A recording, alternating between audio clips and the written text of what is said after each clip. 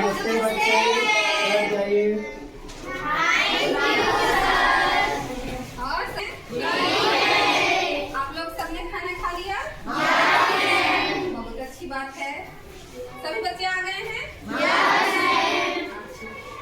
ठीक है, तो आप लोग से एक प्रश्न है ना?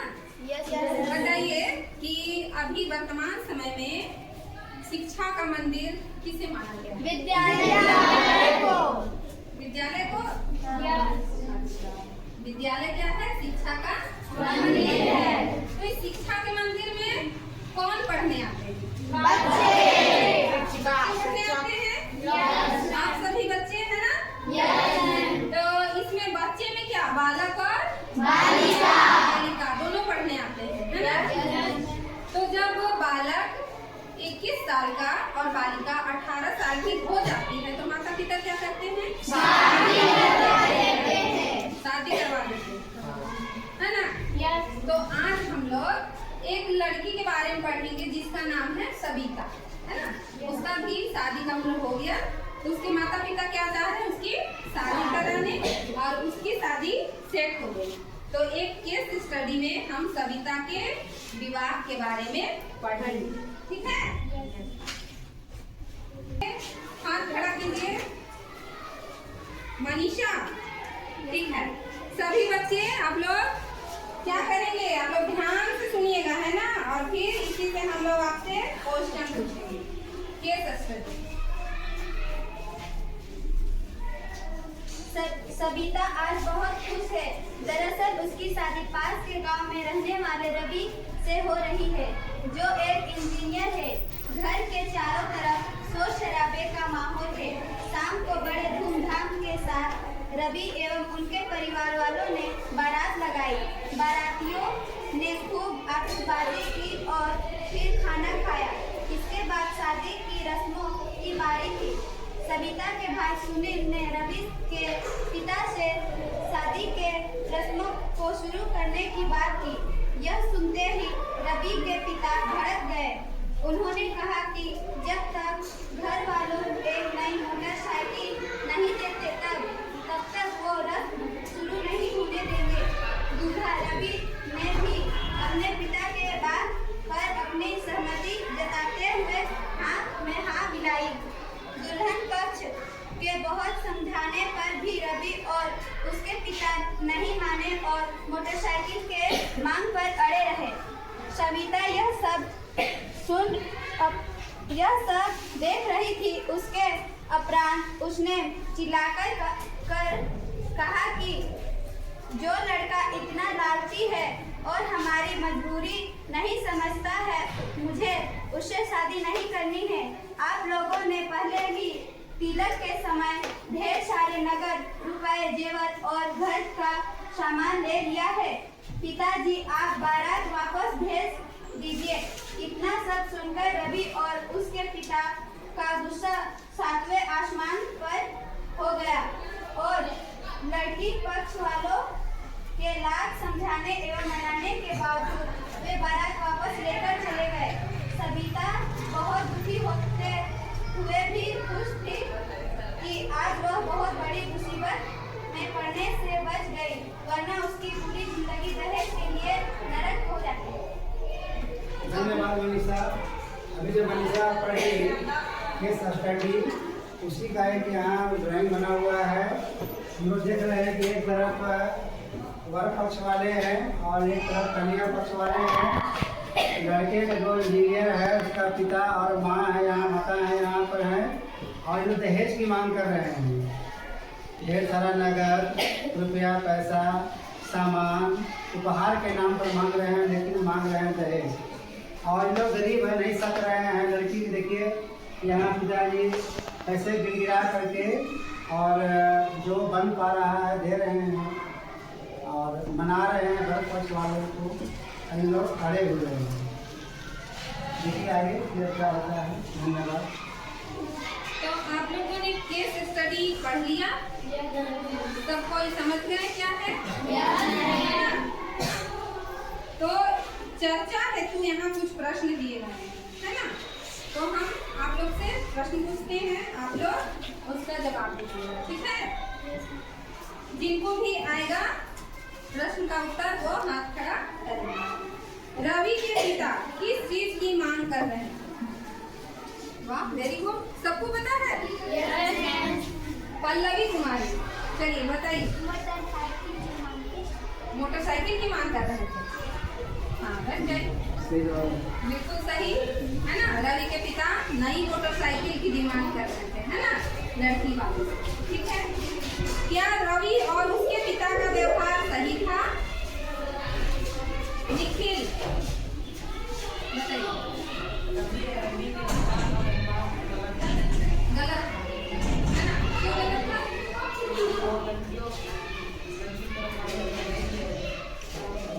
दहेज लेना क्या है? लेना और देना दोनों ही।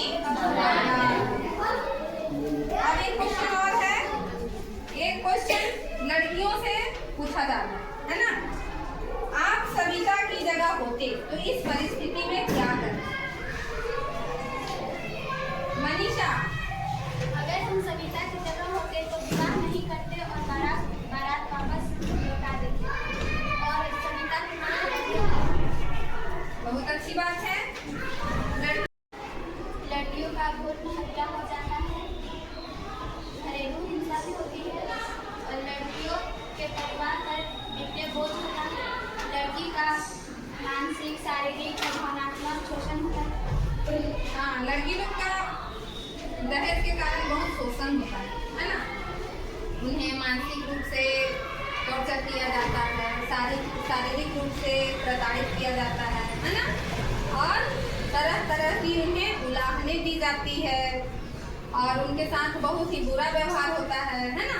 हमारे गौरवपूर्ण समाज में एक अभिशाप है ना। एक आज हम लोग सर ने बताया कि इसके क्या प्रावधान है ना। हम लोग दहेज प्रथा को कैसे रोक सकते हैं? तो मनीषा बताई कि नुक्कड़ नाटक के माध्यम से हम लोग समाज में जागरूकता फैला सकते हैं, है ना। शिक्षा के द्वारा लोगों को हम ये समझाएंगे कि दहेज प्रथा बहुत बड़ा अभिशाप है ना। ये समाज के माथे पर कलंक है। हमें ना दहेज लेना चाहिए और ना ही देना चाहिए।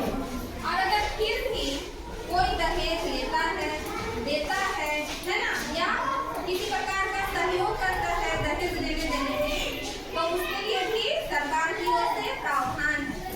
उस स्थिति में क्या होता है कि जो दहेज लेता है, देता है या सहयोग करता है, उसके लिए 5 साल की सजा है और 15,000 रुपया जुर्माना है ना। और अगर 7 साल शादी के बीच में 7 साल हो जाता है लड़की का, और उस बीच में अगर लड़की की क्या होती है, मृत्यु हो जाती है ना। और सामयिक मृत्यु यानी कि वो सामान्य रूप से नहीं मरती है, उसके साथ कोई दुर्घटना होता है ना। और इसमें ये प्रमाणित हो जाए कि लड़की की मृत्यु दहेज के कारण और प्रताड़ना के कारण हुआ है, तो उस स्थिति में पति को और उसके रिश्तेदारों को भी सजा हो सकती है और जुर्माना भी हो सकता है। और उस स्थिति में 7 साल की सजा का प्रावधान है।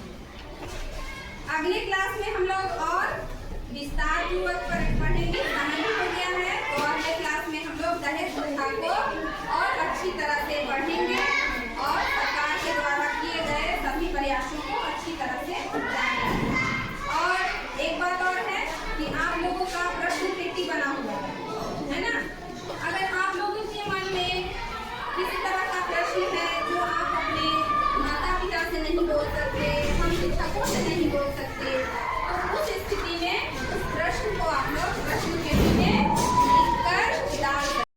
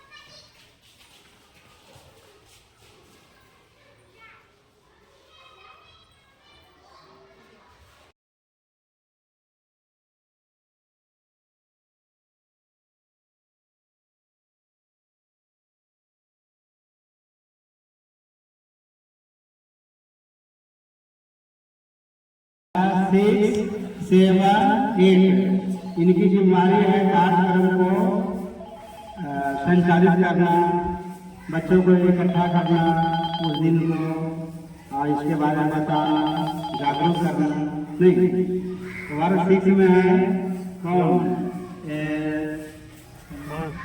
अनुराग को, पल्लवी, 7 से रितेश, आजमी, मनीषा और पवन मंडल, इनका एक जिम्मेदारी है, सब करेंगे। इसके लिए बना हुआ है टीम, हम लोग उस समय में जमा हो जाएंगे। 1 to 5 के लिए है, सॉरी 1 to 5 के लिए है, 6 to 8 के लिए है खास कर। इसमें एक और भी है कि बना हुआ है बॉक्स, हेल्थ एंड वेलनेस का बॉक्स है, प्रश्न पेटी, देखा है आप लोग? उसमें बच्चों को प्रश्न पूछना है, लेकिन अपना नाम नहीं लिखेंगे, उनका नाम क्या है, वर्ग है, नहीं, उनका परिचय गोपनीय है। और पूछते हैं प्रश्न को लेकर के और डालते ड्रॉप करते हैं प्रश्न पेटी में, और हम लोग प्रश्न पेटी को खोलते हैं, उनके प्रश्न का दिया जाता है जवाब, उनका नाम और वर्ग सब गोपनीय रहता है। एक प्रश्न आया है 28 जनवरी 2025 को पूछा गया है, कौन सा पूछा है स्टूडेंट? पता नहीं, गोपनीय है ना? उनका प्रश्न है कि मैं इंजीनियर बनना चाहती हूँ।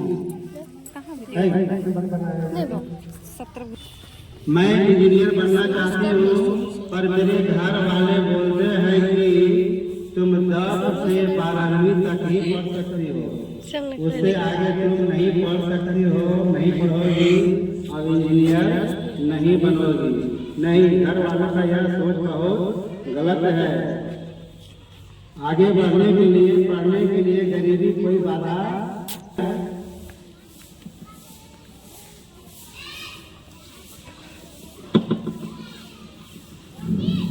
हमारे घर में मेरी दादी बहुत शराब पीती है, दादी को बहुत समझाते हैं पर भी नहीं मानती है। दादी को बताते हैं कि शराब स्वास्थ्य के लिए हानिकारक है, फिर भी शराब पीना नहीं छोड़ती है। यही मेरा स्वास्थ्य संबंधी प्रश्न है। पूछने वाले बच्चों का नाम नहीं है, वह स्टूडेंट किस वर्ग का है, क्या नाम है, गोपनीय पूर्णतः। तो दादी को हम लोग समझाएंगे बार बार, दादी बड़ी है, थोड़ा सा पोलाइटली बोलना होगा, रिक्वेस्ट करेंगे कि दादी शराब स्वास्थ्य के लिए बहुत हानिकारक है। एक दूसरा क्वेश्चन एक बच्चे ने किया है कि दहेज प्रथा के विरुद्ध हम समाज में कैसे जागरूकता ला सकते हैं, हमें क्या करना चाहिए जिससे समाज के लोग ना दहेज लें और ना दें। तो इसके लिए हमें क्या करना चाहिए? तो इसके लिए हम सबों को समाज में शिक्षा और जागरूकता फैलाना चाहिए, है ना? और गांव मोहल्लों में नुक्कड़ नाटक भी कर सकते हैं दहेज प्रथा की बुराइयों को दिखाने के लिए। दहेज प्रथा क्या है? समाज में एक बहुत बड़ा कलंक है ना? लोग कमाते हैं, पैसे जमा करते हैं और बेटी को दहेज देने के चक्कर में उनका परिवार क्या होता है, आर्थिक तंगी से जूझने लगता है। दहेज के कारण लड़कियों को जला दिया जाता है, उन्हें प्रताड़ित किया जाता है मानसिक रूप से, शारीरिक रूप से, है ना? इसलिए दहेज लेना भी बुराई है और देना भी, और ये कानूनी जुर्म भी है ना? तो हम लोगों को बताएंगे कि दहेज लेना और देना दोनों ही क्या है, कानूनी जुर्म है। जो व्यक्ति दहेज लेता है, देता है या फिर दहेज लेने देने में सहयोग करता है, उसको 5 साल की सजा है और 15,000 रुपए जुर्माना है ना? और अगर फिर जैसे लड़की शादी होने के बाद ससुराल में रहती है और 7 साल के अंदर उसकी मृत्यु हो जाती है ना? असामान्य परिस्थिति में, सामान्य मृत्यु नहीं है ना, असामान्य मृत्यु हो जाती है, तो उस स्थिति में अगर ये साबित हो जाए कि बच्चे लड़की को